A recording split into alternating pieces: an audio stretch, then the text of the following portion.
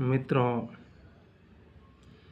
दोस्तों और साथियों, अज्ञेय की काव्य परंपरा और प्रयोगशील और तार सप्तक की काव्य परंपरा की जब हम बात करते हैं तो अज्ञेय ने जितने भी तार सप्तक के बाद जितने भी सप्तक निकाले उसमें वो किसी प्रकार का स्पेसिफाइड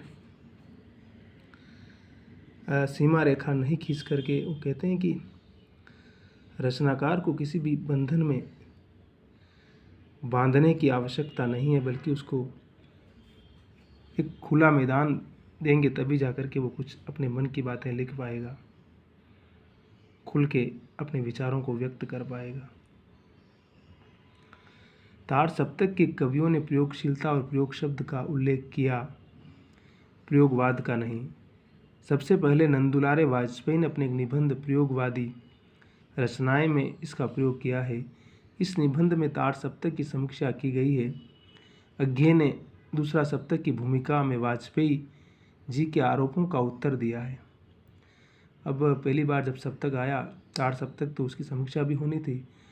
तो नंदुलारे वाजपेयी जो उस ज़माने के बड़े आलोचक थे, बड़े संपादक, बड़े रचनाकार और बड़े इन्फ्लुएंसर इंसान भी थे, तो उन्होंने इस पे कुछ लिखा। तो अज्ञेय ने उसका जवाब भी दिया, हमें प्रयोगवादी कहना उतना सार्थक या निरर्थक है जितना हमें कवितावादी कहना व्याज्ञेय कहते हैं। प्रयोग अपने आप में इष्ट नहीं है, वह साधन है और दोहरा साधन है, क्योंकि वह एक तो वह उस सत्य को जानने का साधन है जिसे कवि प्रेषित करता है, दूसरे वह इस प्रेषण की प्रक्रिया को और उसके साधनों को जानने का साधन है। अर्थात प्रयोग द्वारा कवि अपने सत्य से अधिक अच्छी तरह जान सकता है। वस्तु और शिल्प दोनों क्षेत्र में प्रयोग फलप्रद होता है। इसलिए वो कहते हैं कि एक जानने की प्रक्रिया है, प्रोसेस है, और जब तक हम प्रोसेस को नहीं समझेंगे तब तक हम उस लक्ष्य को प्राप्त करने का जो प्रतिफल है उसको भी नहीं समझ पाएंगे। इसलिए अज्ञेय बार बार उस रचना प्रक्रिया पर बहुत ज़्यादा इम्पोर्टेंस देते हैं, ताकि रचनाकार उस प्रक्रिया को समझेगा तो अपने भीतर का अपने आप का भी मूल्यांकन करता चलेगा और अपनी वास्तविकता को भी वो और गहरे से समझ सकता है।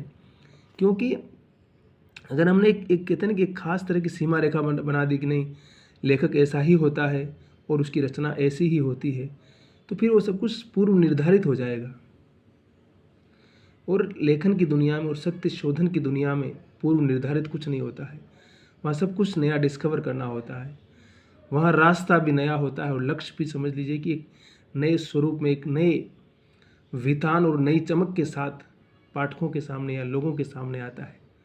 इसलिए जब लेखक को आप एक सीमा रेखा में बांधते हैं तो बहुत मुश्किल हो जाती है। इसलिए उसको सिर्फ इसलिए अज्ञेय बार बार स्पष्टीकरण दे रहे कि हमें सिर्फ प्रयोगवादी, हमें कवितावादी क्यों कहते हैं आप। हम कहानी भी लिखते हैं, उपन्यास भी लिखते हैं, हम पत्रिकाएं भी संपादित करते हैं, हम पत्रकार भी हैं, हम देश दुनिया की तमाम खबरों, तमाम सूचना और साहित्य से बाकायदा परिचित हैं। हम आपको ज्ञान होगा, अज्ञेय को पश्चिमी साहित्य का, अंग्रेजी साहित्य का बहुत गहरा ज्ञान था और उन्होंने हिंदी साहित्य के लोगों को अंग्रेजी साहित्य से परिचित करवाया। इलियट से लेकर तमाम लोगों का तमाम साहित्य उन्होंने पढ़ रखा था, तो इस लिहाज से भी उनका महत्वपूर्ण योगदान है। फिर क्या कह रहे हैं कि पश्चिम में इस तरह का आंदोलन चल चुका था। 32 में न्यू सिग्नेचर शीर्षक एक काव्य संग्रह ब्रिटेन में प्रकाशित हुआ। इसमें स्टेफेन स्पेंडर, आर्डेन लेहमान, एप्सन आदि की रचनाएं संग्रहित थे। और 30 में आसपास साम्यवाद, आधुनिकतावाद का मानदंड था। इसे स्पेंडर ने गॉड दैट फेल्ड, असफल ईश्वर कहा। न्यू सिग्नेचर कि कवियों ने पारंपरिक काव्य प्रणालियों को पुरानी, असंतोषप्रद और अधूरी समझकर नई दिशा की ओर प्रयाण किया। New signature God that failed की प्रतिक्रिया में आया, तो प्रयोगवाद प्रगतिवाद की प्रतिक्रिया में 46 में इस काव्य आंदोलन के पृष्ठपोष से अज्ञेय ने प्रतीक का प्रकाशन किया, है ना। तो कह रहे हैं कि ये पश्चिम में भी इस प्रकार की परंपरा चलती रही है और वहाँ भी अब प्रगतिवाद और प्रयोगवाद की तरह न्यू सिग्नेचर और गॉड दैट फेल्ड दोनों ही परंपराएं चलती रही और दोनों में अपने अंतर्द्वंद और विरोधाभास चलते रहे।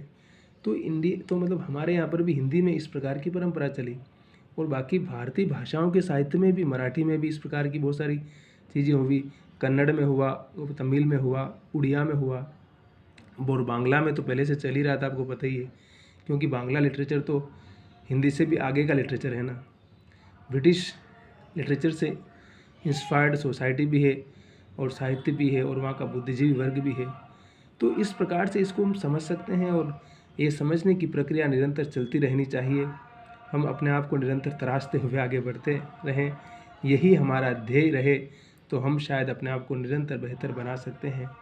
और हंसते रहिए, मुस्कुराते रहिए, आबाद रहिए और खुश रहिए, और ज़िंदगी की लड़ाई को लड़ते रहिए। ज़िंदगी में कुछ भी नामुमकिन नहीं है। अगर हम आज लड़ेंगे तो परिणाम कल परसों एक न एक दिन तो आएगा ही। इसलिए इस लड़ने की प्रक्रिया को रोकना नहीं है, बल्कि इसको चलने देना है। Thank you.